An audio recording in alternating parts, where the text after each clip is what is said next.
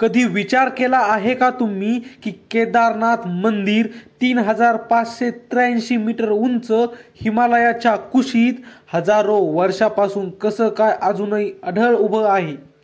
हे फक्त एक मंदिर नाही, हे एक रहस्य आहे, एक चमत्कार आहे. 2013 मध्ये आलेली ती विनाशकारी पूर कोण विसरेल? सगळीकडे हाहाकार माजला होता, संपूर्ण शहर नष्ट झालं.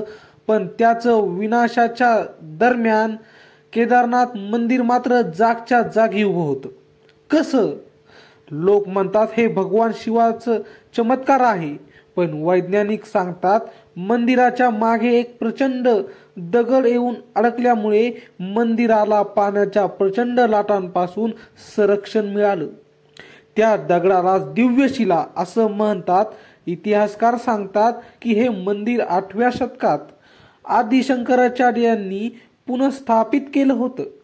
पण काही श्रद्धा सांगतात की हे मंदिर महाभारत काळापासून अस्तित्वात आहे. या मंदिराची रचना सुद्धा कमालीची आहे. हे मंदिर कोणत्याही पाया शिवाय थेट एका प्रचंड खडकावर उभं आहे. या दगडांना जोडण्यासाठी ना सिमेंट वापरलं गेलंय ना गोंद. मग हे केवळ स्थापत्य कलेचं अद्भुत कौशल्य आहे का, की खरंच कोणीतरी दिव्य शक्ती या पवित्र जागेचं संरक्षण करते? काय खरं आहे काय नाही, पण आजही केदारनाथ हे श्रद्धा, विज्ञान आणि रहस्याचं जिवंत प्रतीक आहे.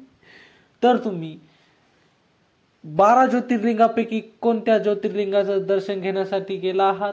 कमेंटमध्ये नक्की सांगा. आणि आमच्या असेच नवनवीन व्हिडिओ पाहण्यासाठी चॅनलला मात्र सबस्क्राईब नक्की करा. भेटूया पुढच्या व्हिडिओमध्ये. तोपर्यंत धन्यवाद.